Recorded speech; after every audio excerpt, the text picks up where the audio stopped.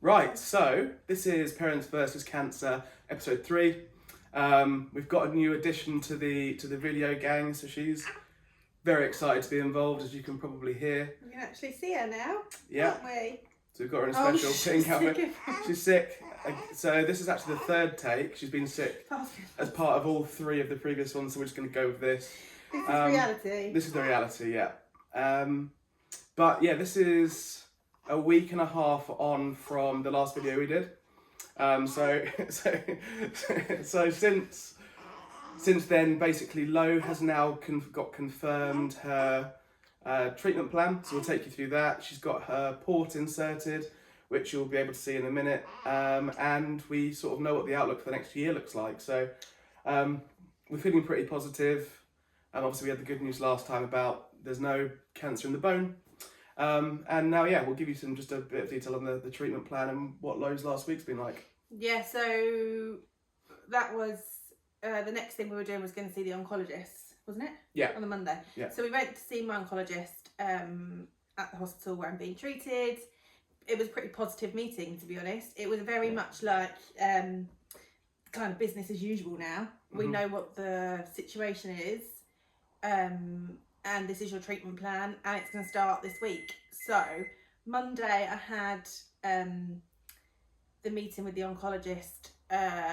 Then a couple of days later, or that day, I went in for bloods. They do a COVID test. They do like an MRSA test, I think, as well, for you, just to basically make sure you're okay to come onto the ward. And then Friday, that's the next day anything happened. Was your chemo? Friday it started. Yeah. So I will have this particular chemo, which is EC, otherwise known as the Red Devil. I will have this for 4 rounds over the next couple of months. So it's once every 3 weeks. So it's the next 3 months until December the 17th. Exactly. Then we get a break over Christmas. Then I go into weekly chemo for 12 sessions, but the drug is less severe. It's called Taxol. Taxol. Yeah. Now, I haven't really discussed in detail what the side effects are. It's kind of one thing at a time in a minute. So we'll finish the EC, then we'll move on to the Taxol, then radiotherapy, then hormone treatment. So it takes us up to about July next year. Oh, and surgery, sorry. It takes us up to about July next year. Yeah. Hopefully is the end of it. So what it basically works out as is 16 individual sessions of chemo over a 6-month period. Then surgery, which has a 6-week post-surgery sort of lead time before you can start radiotherapy. Radiotherapy is in 15 sessions every day. So you have every day for 15 days. You have radiotherapy, which is targeted treatment it'll be on Lo's, like the right side of Lo's chest. And then hormone therapy starts the same time as radiotherapy, doesn't it? Yeah. So weirdly it kind of gets better because this is the bad bit. So I'll talk about the bad bit. I went in for my first chemo on Friday, just gone. It's now the following Friday, so we've gone through the first week. I went in at 9:30. They were like clockwork. I went at 9:30. You've got to have some anti-nausea drugs an hour before you start. So they gave me them at like 9:35, 10:35. I was hooked up. Surprisingly, the administration of the drugs, there's 4 tubes. So there's 2 red ones and 2 not red ones. That's as much as I can tell you. That only takes 20 minutes to go into your system, and I'll talk about the port in a minute. That's the other thing I forgot to talk about. That only takes 4 minutes, 20 minutes to go into your system, 5 minutes each tube. It's really quick, and you have a nurse that sits with you and administers it the whole time in case you have an allergic reaction to it or anything. They can obviously react quickly and get it out of your system. But it's the before and after that takes a long time. So I was in there for 4 hours. And I mentioned previously I go private, so I get a nice room. They gave me lunch, a coffee. It was all very, as lovely as it could be. The nurses were just gorgeous. I loved them. They put so I've decided to use a cold cap. We'll put a photo. Lo's going to shoot me for this, but we're going to put a photo on the Instagram of the cold cap. It's really fetching. I think everyone would like to see it. So. You can see it, I don't care. Now, cold cap, the purpose of it is to reduce hair loss. So I'm not going to say it stops your hair falling out, because you have to expect in a more positive way, it helps with hair retention. So you will expect to lose a little bit of hair in chemo. Obviously, I'm going to try and retain as much as I have. I have quite thick hair anyway, so I'm hoping it'll be okay, but who knows. My doctor said it's 50-50 basically whether I'll lose it or not. So let's see.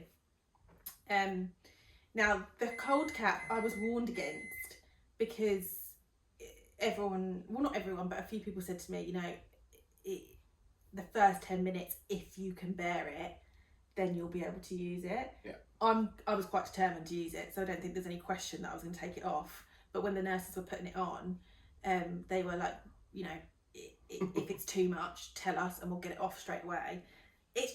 The name's what would you say? It's in the name. Like, it's a bit cold. Yeah. It's a cold cap that goes in your head. It goes down to very, very cold temperature, stops the hair follicles heating up, which is what causes the loss. It was fine.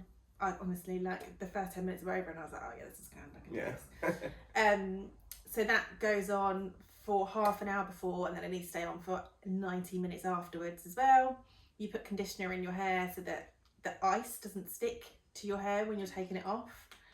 I think something that's worth saying as well, which is not specifically treatment related, is one of my best mates, his partner's been through chemo, and she very kindly sent a care package to Lo that arrived like a couple of days before, which had like sucky sweets to get rid of the taste of chemo in the mouth, like a really nice cashmere.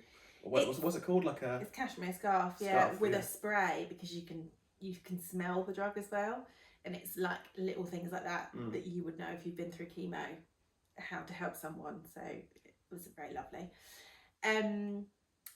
So the reaction, so that I left in the afternoon. We actually were okay. Another tip that this won't mention her name, but that she told us was go for a walk that day, because then your day isn't just about chemo. And also I think it kind of helps pump it through your system. So I came home and I was in pretty good spirits. And the nurses said to me, I cried in the morning when I got there, purely because I didn't want to leave Missy. And the nurses were like, once you have it, you'll feel better. It's like the unknown. Yeah. So I kind of bounced out of there. I was like, oh, I feel okay. They gave me some meds to take home with me. They don't know what type of reaction you'll have. Some people don't get sick, so they give you some meds preemptively just in case. Came home. We went for a walk in the park. Yeah. Took her out. Later, early evening.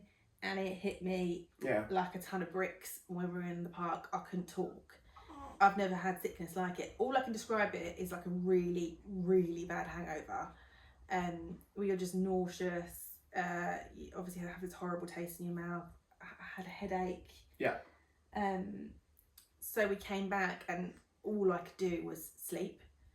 So Ben just let me go into the spare room and sleep it off. And then I woke up the next day, still very sick.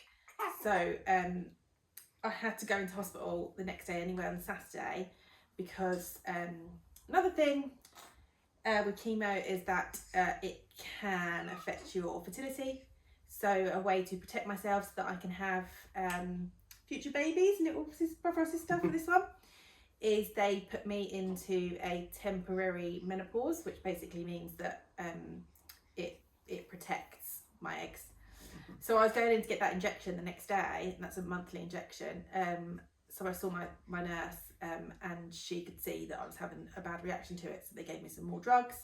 Those drugs helped loads. Yeah, they did, yeah. So it was horrific, but hopefully we'll be able to manage it better next time, because we know now that I'm going to get a bad reaction to it, so that we can kind of manage that. It's a week later now. I think I'm still kind of getting nausea. They said it can last up to 2 weeks post the nausea, so usually 5 days. Yeah. And actually, it probably did turn a corner today, because I'm not taking any of the strong nausea meds. So hopefully, as I said, next time we'll be able to manage that better. They can kind of give me stronger nausea stuff straight up. They can also if I'm going to have a bad reaction to it, we can possibly take some sort of sedation on the day so that I can just sleep through it. Because my main aim is to be able to look after Lola. So if they can make me sleep through the bad bit and get up the next day and be all right, having slept it off a little bit, then that's fine. Yes, I was meant to be back to work on this Monday, but I actually ended up going back on Tuesday. The work has been so good; they've been really flexible and like given me basically the time that I've needed to help out whilst we've worked out what treatment Lo was having. But one of the things, as well as nausea, that Lo had is one of the anti-sickness things is the steroid, which means that you also not only do you feel really sick and tired, but you can't sleep. Yeah. Because you're like wired on this steroid, which meant that over the weekend I did all the night shifts of looking after Lola. So then I was like, I need to work on Monday, but I've had 1 hour sleep in the last, whatever, 2 days or whatever it was. So work kind of let me have Monday off as well. So I went back on Tuesday. And that worked pretty well because by Tuesday I could take over the night shifts. Yeah. Because I kind of had a handle on it. It's not easy. It's not easy for anyone, and it's not easy if you've just had chemo as well, but I could do it.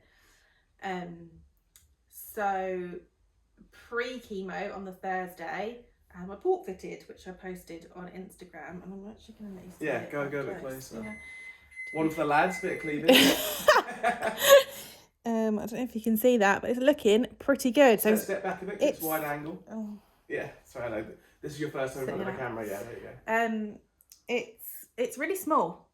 So there's 2 incisions, and you can kind of see the port is there, and then you can see a wire that goes up into my neck. I was really nervous about the procedure. They offered to sedate me, but I didn't want to do it because I wanted to go home and look after my baby that day. And I spoke to my nurse about it, and she was like, I think you can handle it. So it takes quite a long time, like 40-50 minutes. You're on like an operating bed in like a theatre. I had 1 doctor and 2 nurses. They were all lovely. And basically they kind of put a shield over so you can't see what's happening, but they just inject you. And I said, put shitloads of local anaesthetic in. They just inject, because I don't mind needles either, so it's like just over and over. They completely numb you. They cut you open and create like a little pocket for the port to go into. Like, you can barely see it, can you? It looks good. To be honest, after you've had a C-section, this is literally like a walk in the park. A C-section's like a 50 times bigger version of that. I think because I was comparing it, because I've just had a C-section like a month ago, I came out and I was like, oh, that actually was like no bother. It wasn't pleasant, but it was fine. So they cut you open, find a pocket to put the port into, and then they wire, or they put like a tube into a vein in your neck, which I think goes straight into a main artery. The idea being that if you administer chemo through your veins can get really damaged, basically. So this is a safer way of doing it, and also means when I go in for chemo, and also like CT scans and stuff, when they have to inject you with things, they can just hook it into my port easily. I'm not actually sure how, but we'll figure that out. Yeah. So I think generally speaking, we're positive. Obviously, it's difficult. You've had 1/4 of the bad chemo is now done. So that's the positive way. We're ticking them off the calendar now. So the next one's the 5th, I think, is it? Next one's 5th of November. 5th of November. After my birthday. So I've got my birthday off, which is nice. And it's kind of, the way I'm looking at it, I'm hoping in 3 weekly cycles, it's probably a week of feeling a bit rough. Yeah. And then 2 weeks of feeling, pretty good, and then you're back into it.